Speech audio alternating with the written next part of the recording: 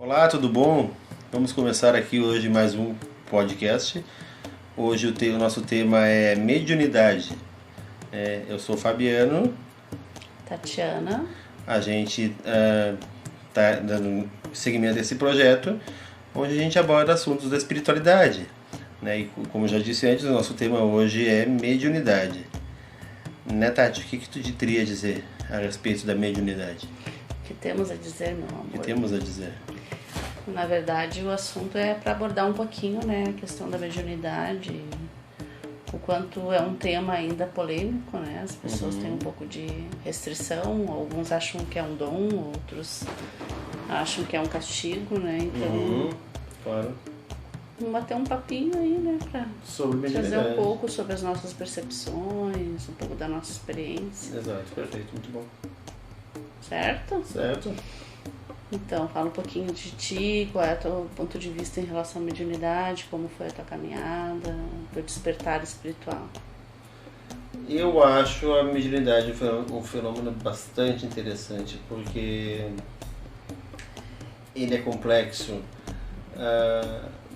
Eu vejo coisas de vez em quando, sinto também.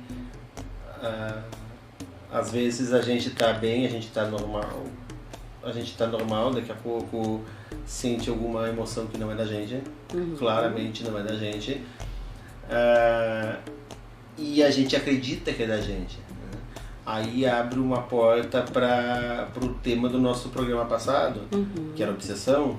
Sim, sim. Uma outra consciência sem corpo físico perto da gente nos transmitindo emoções, talvez de forma involuntária ou às vezes de forma voluntária mesmo. Né? Uma coisa que eu acho interessante nesse assunto de mediunidade é que a meditação faz desabrochar a mediunidade. Não é o objetivo da meditação. Sim, não é. O objetivo da meditação é tu olhar para dentro. Relaxar até para não assustar o povo que gosta de fazer meditação. Exato.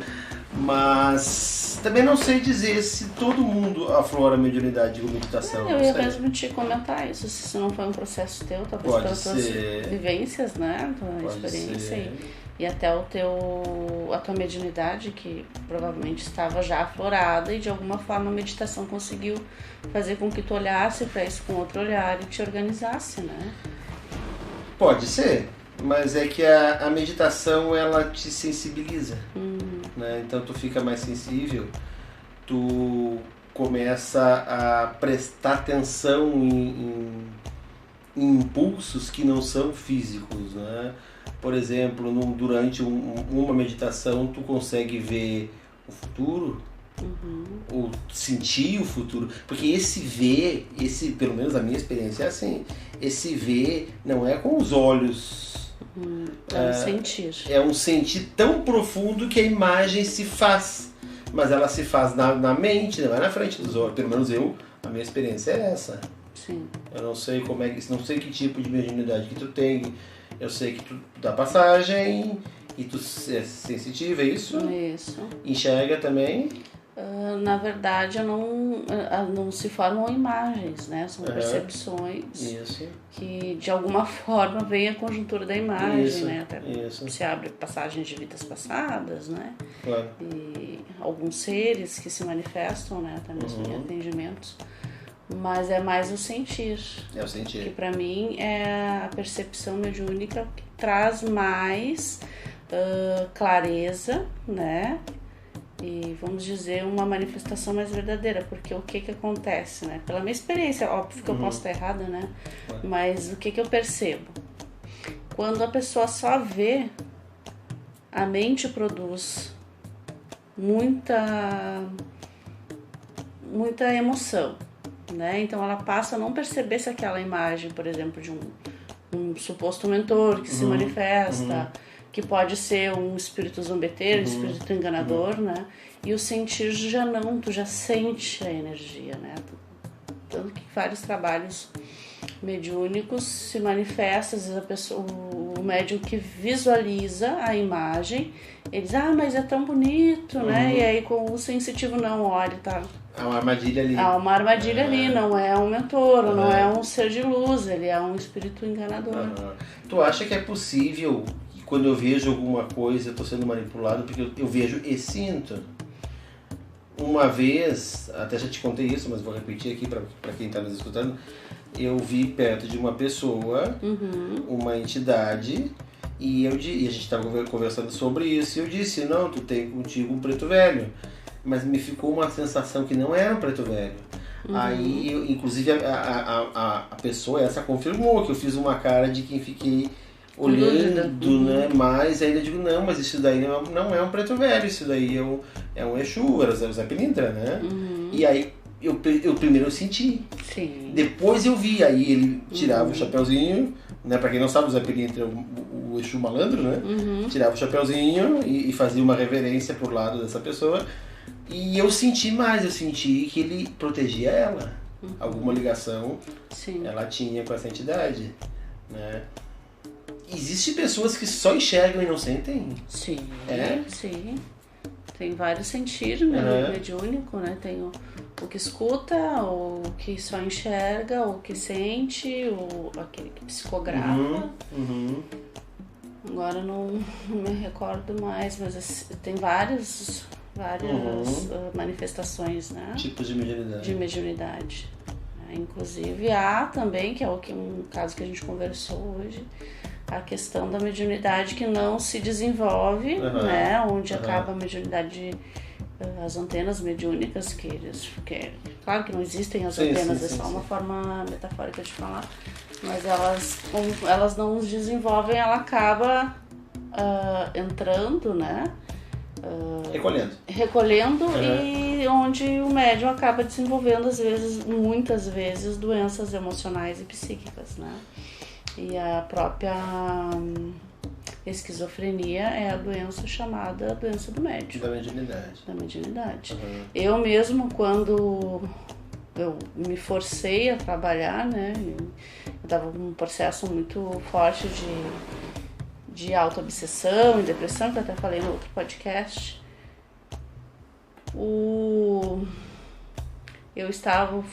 Recorri a um atendimento espiritual, que eu acabei no fim sendo convidada a trabalhar na casa.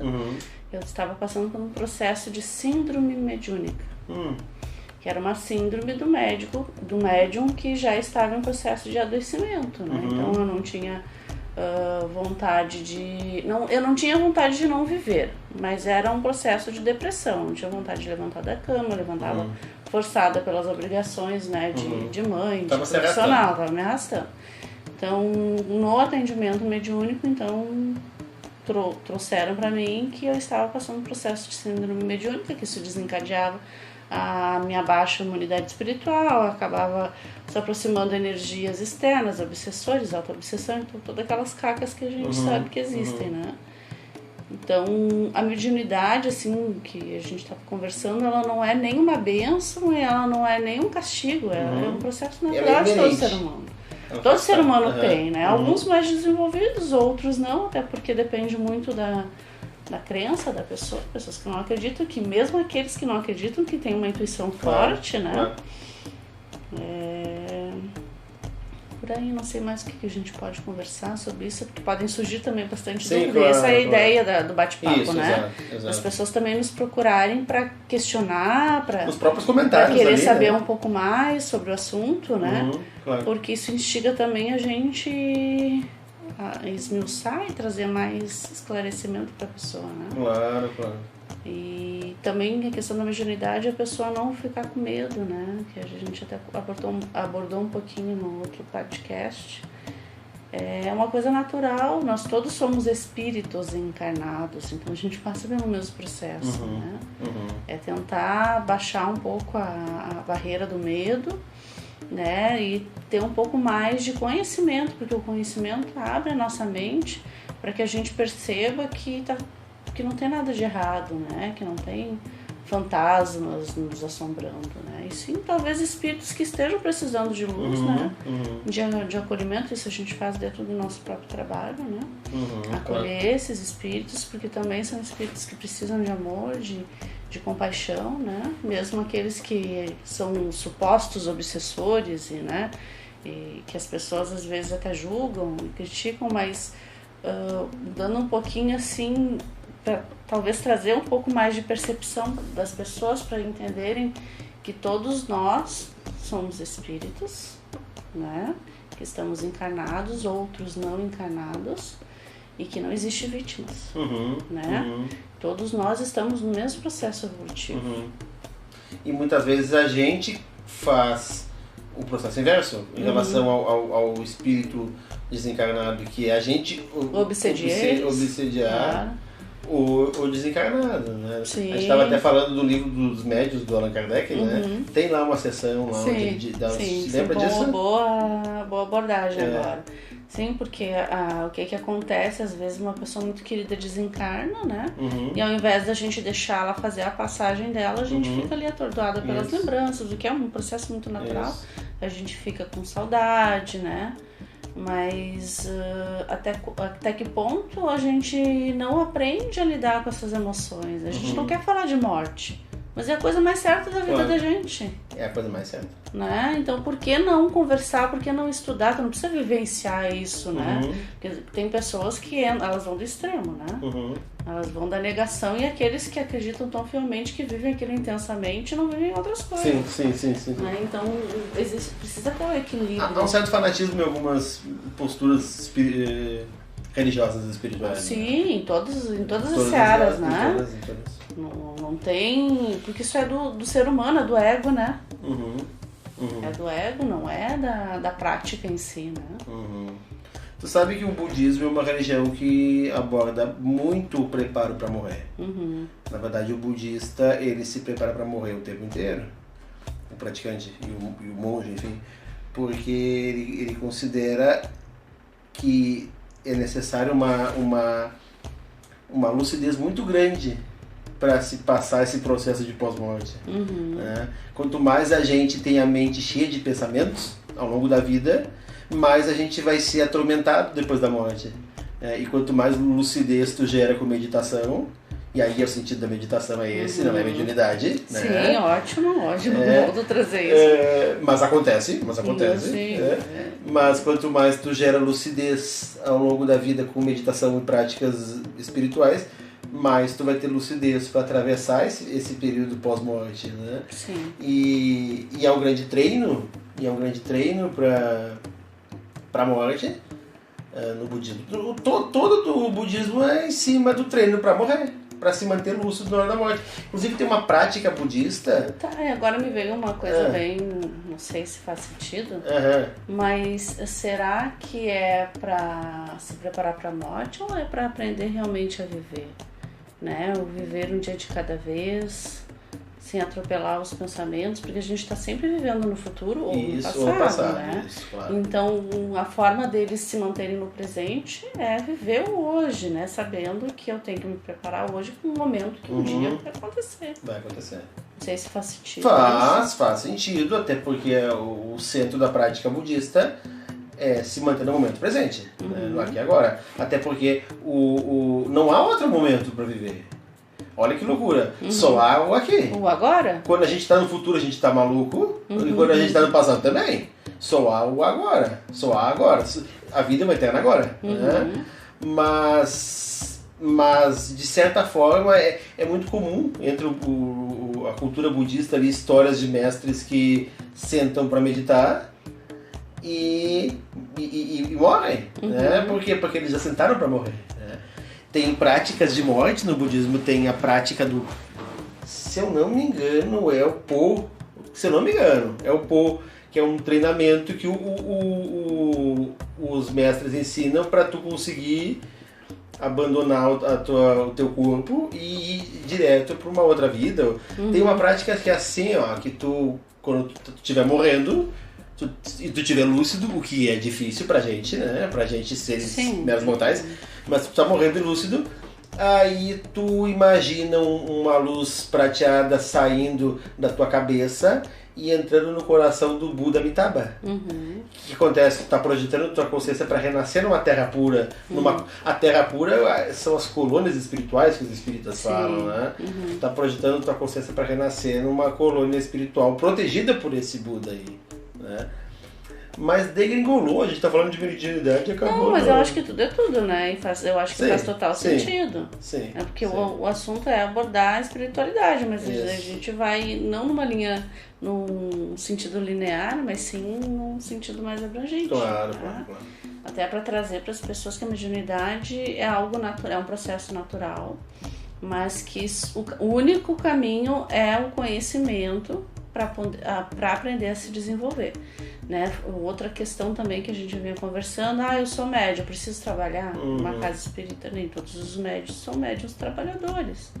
Alguns já vêm com esse comprometimento de trabalhar no centro espiritualista, numa umbanda, né? Enfim, em qualquer, até dentro de uma igreja evangélica, né? Aquilo ali também é um processo espiritual para atender um público que se liga a essa energia. Aquela afinidade, né? Exatamente. Perfeito, muito bem. Por isso que é importante a respeito das religiões, né? Que ainda está sendo construído, a gente não sabe até quando que isso vai ter a clareza e o olhar para entender que está tudo certo. Cada pessoa acredita numa coisa, a gente tem que ter o respeito e saber compartilhar as ideias e os pensamentos, né? Claro. Então, não há necessidade do médium ter que trabalhar, porque muitos até nem querem, porque se eu não sou médium, eu não quero trabalhar, né? E eu falo isso porque eu tinha essa compreensão. Às vezes eu ia tomar um passe, tu é médio, tu tem que trabalhar, e eu pensava, típico, né? Não, imagina, eu com 18 anos, eu não quero, né? Sim, claro, me enterrar aqui no fim de semana todo, né? Dia de semana, enfim, porque tu almeja outras coisas, né? Claro. Então, até a ideia desse bate-papo sobre mediunidade é para a pessoa entender que não necessariamente ela precisa passar por isso, até porque eu tive experiências, né, de trabalhadora de casa espiritualista, e às vezes tu não se afiniza com as pessoas, né, colegas, né, até a pessoa que conduz o trabalho. Eu fiquei 5 anos e no momento que eu saí porque eu acreditei que eu já tinha cumprido o meu trabalho ali, né? Porque tu vê muitas divergências, muitas desavenças, né? Que é o jogo de ego, exatamente. Vaidades, né? Eu recebo os melhores espíritos. Acontece muito no espiritismo, né? Sim, mas quem tu recebe? Recebi fulano de tal. Eu acho que isso é o menos relevante, porque o que é relevante mesmo é o trabalho que é feito, né? A pessoa receber um atendimento, ser acolhido, né? Ficar melhores e tu poder dar um norte para a pessoa também, porque é um trabalho individual, mas a gente está, né, aqui para auxiliar o caminhar um do outro. Pois é, e aí dentro desse assunto, a gente estava conversando antes também sobre isso. É comum no espiritismo, nas práticas espíritas, eu não estou pegando no pé do espiritismo, não é isso, é porque eu tenho uma vivência espírita, né? Fui espírita há muitos anos, então eu conheço razoavelmente bem, assim.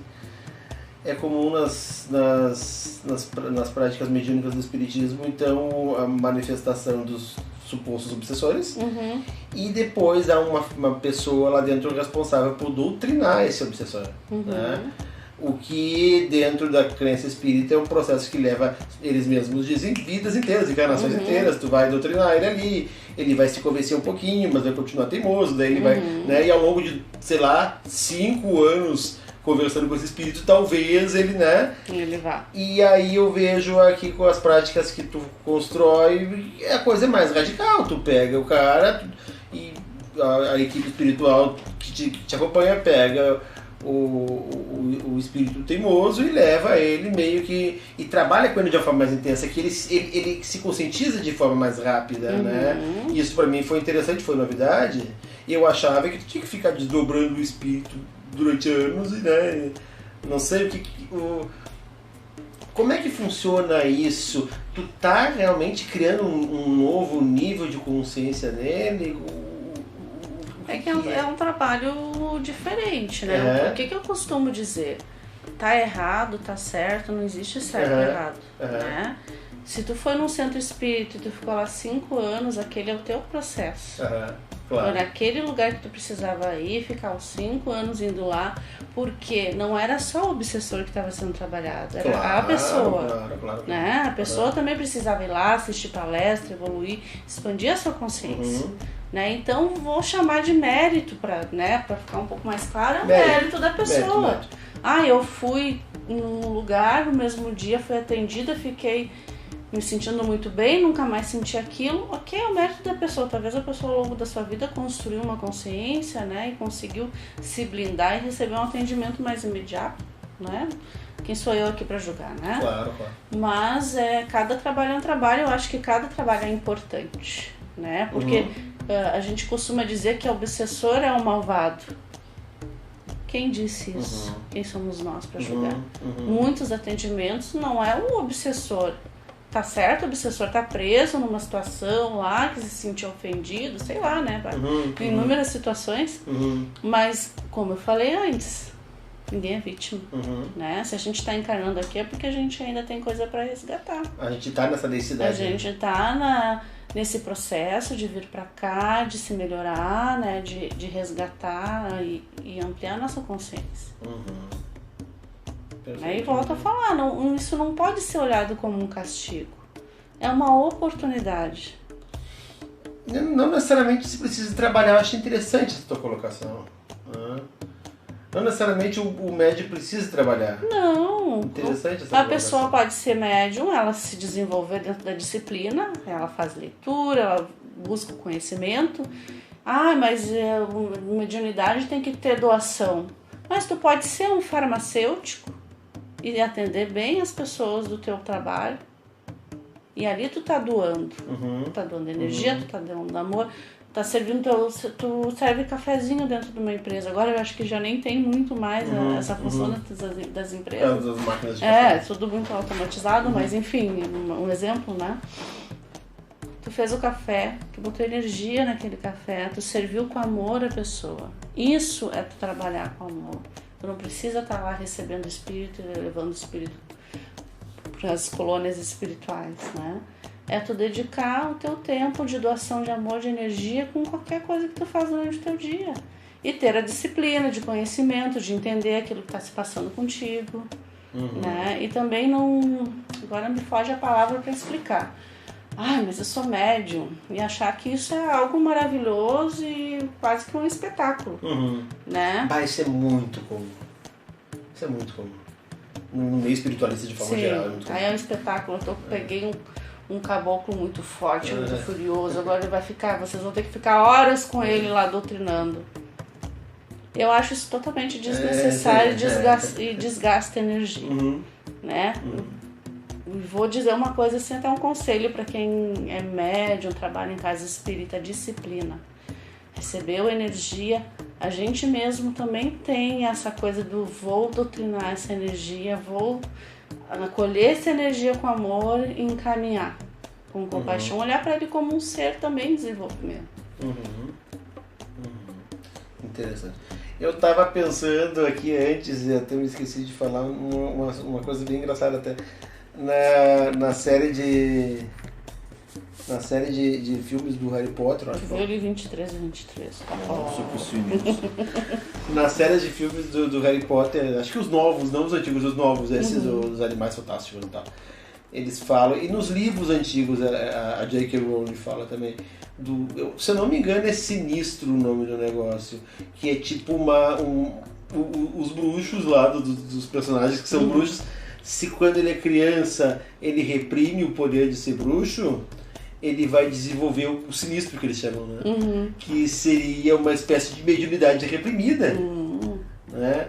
O cinema aborda esse assunto de mediunidade muito, claro, exageram, né? Sim, né? Até porque a ideia é o espetáculo. O espetáculo. Né? Mas é que é uma coisa que mexe com a mente da gente. Claro, sim.